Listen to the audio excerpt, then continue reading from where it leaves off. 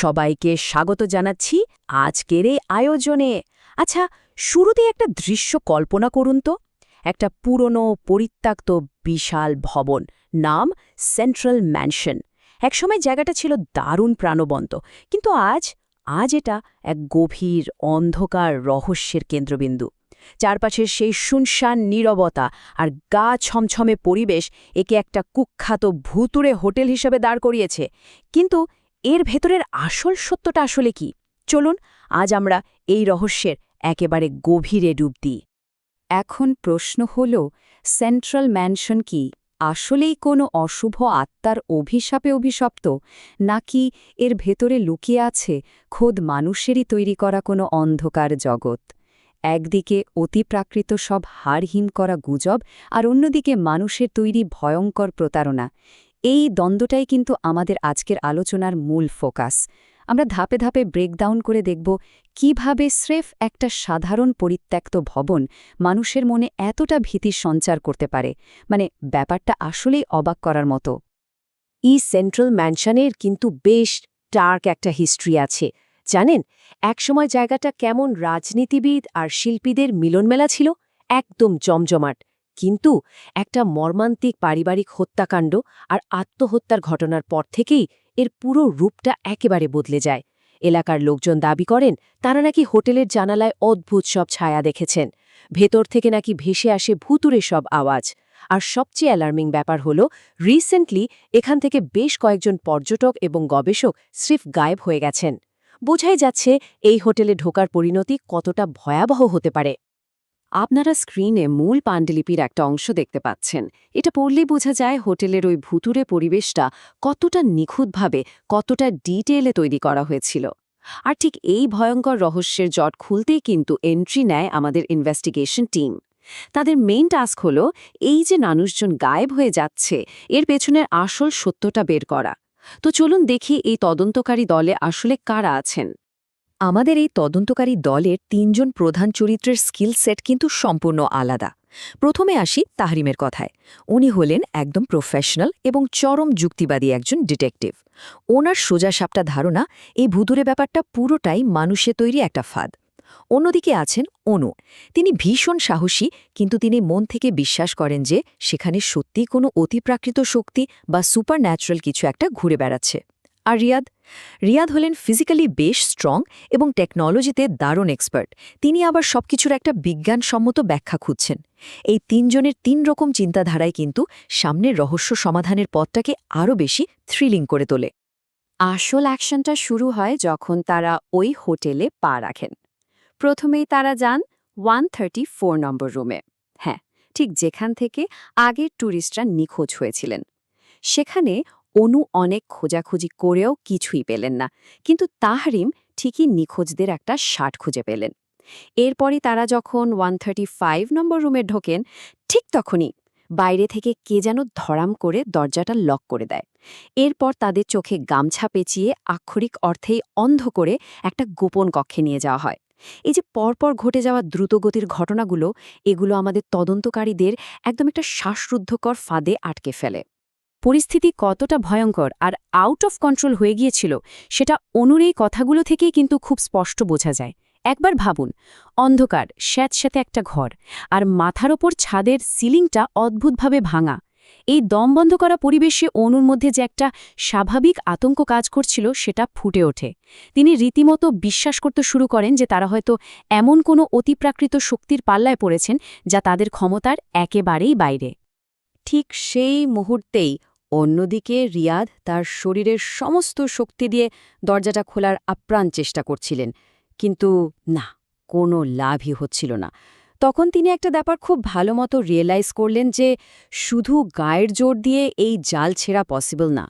Physical স্ট্রেংথের পাশাপাশি mental strength যে কতটা জরুরি, রিয়াদ সেটা হাড়ে হাড়ে টের পান।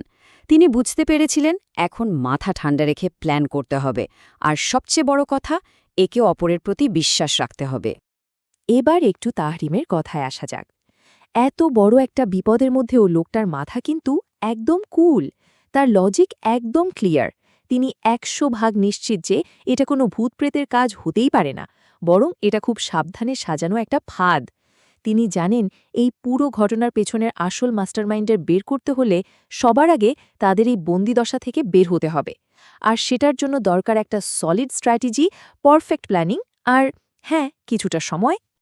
বইয়ের এই টান টান উত্তেজনার পার্টটা কিন্তু লিটারালি গায়ে কাটা দেওয়ার মতো। ওই বদ্ধ ঘরেরই এক কোণে তার একটা লোকানো দরজা খুঁজে পান। এটা আসলে একটা পুরনো প্যাসেজ যেটা বহু বছর ধরে বন্ধ পড়েছিল। ইন্টারেস্টিং ব্যাপার কি জানেন? এই দরজা খোলার মেকানিজমটা এতটাই কমপ্লেক্স ছিল যে সেখানে গায়ের জোর তো লেগেইছে, তার চেয়েও অনেক বেশি দরকার হয়েছিল মেন্টাল প্রিপারেশনের। তাহরিমের ব্রেইন, রিয়াদের মাসল পাওয়ার আর অনুর সাহসের পারফেক্ট কম্বিনেশনই কিন্তু তারা শেষ পর্যন্ত সেই গোপন প্যাসেজে ঢুকতে সক্ষম হন।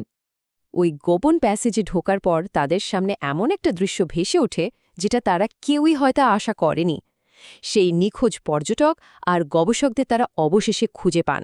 না, তারা কেউ মারা যাননি, কিন্তু তারা একটা অদ্ভুত অন্ধকার জায়গায় আটকে ছিলেন আর মানসিকভাবে পুরোপুরি ভেঙে পড়েছিলেন। আসলে সেখানে কোনো ভূতটুত কিচ্ছু ছিল না, বরং একটা অদৃশ্য সাইকোলজিক্যাল প্রেশার তাদের উপর এমনভাবে চাপিয়ে দেওয়া হয়েছিল যে তারা ইমোশনালি একদম ড্যামেজড আর দিশেহারা হয়ে পড়েছিলেন। আর এটাই হলো আমাদের এই গল্পের আসল ক্লাইম্যাক্স। সেন্ট্রাল ম্যানশনে কোনো অশরীরী আত্মা, ভূত, প্রেত কিচ্ছু ছিল না। যা ছিল তা হলো একদম ঠান্ডা মাথায় সাজানো মনস্তাত্ত্বিক কারসাজি, মানে সাইকোলজিক্যাল ম্যানিপুলেশন। ওই যে অতিপ্রাকৃত সব ঘটনার গুজব বাতাসে ভাসছিল না, ওগুলো নিছকই একটা ইলিউশন বা বিভ্রম ছাড়া আর কিচ্ছু ছিল না। মানুষের মনকে যে কতটা গভীরভাবে ম্যানিপুলেট করা যায়, কতটা তীব্র ভীতির সঞ্চার করা যায়, এটা তারই একটা ভয়ঙ্কর এক্সাম্পল। চলুন এই বিষয়টা একটু ডিপলি বোঝার চেষ্টা করি। এই যে মনস্তাত্ত্বিক কারসাজি বা সাইকোলজিক্যাল ম্যানিপুলেশন, এটা আসলে কি? এটা এমন এক ধরনের মানসিক খেলা যেখানে ফেক বা বানোয়াট ভীতি আর প্রতারণাকে হাতিয়ার হিসাবে ইউজ করা হয়। মানে অপরাধীরা তাদের টার্গেটকে শারীরিকভাবে কোনো আঘাত করে না। এর বদলে তারা ভিকটিমের মনটাকে এমনভাবে কনফিউজড আর উইক করে দেয় যে তারা কোনো ধরনের প্রতিবাদ করার ক্ষমতাই হারিয়ে ফেলে। আর ঠিক এভাবেই একটা ভয়ের রাজত্ব কায়েম করে তারা অসহায় মানুষগুলোর ওপর ফুল কন্ট্রোল নিয়ে নিয়েছিল।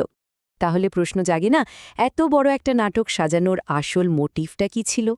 আসলে ওই কুখ্যাত অপরাধী চক্রের আসল চেহারাটা ছিল একেবারেই অন্যরকম।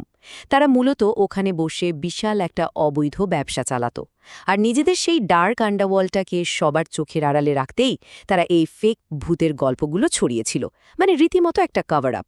কিন্তু শেষমেশ কি হলো?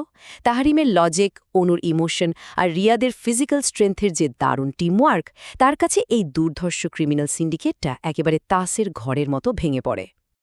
স্ক্রিনে পাণ্ডুলিপির একেবারে শেষ অংশটা দেখতে পাচ্ছেন, যেখানে চূড়ান্ত সত্যটা রিভিল করা হয়েছে।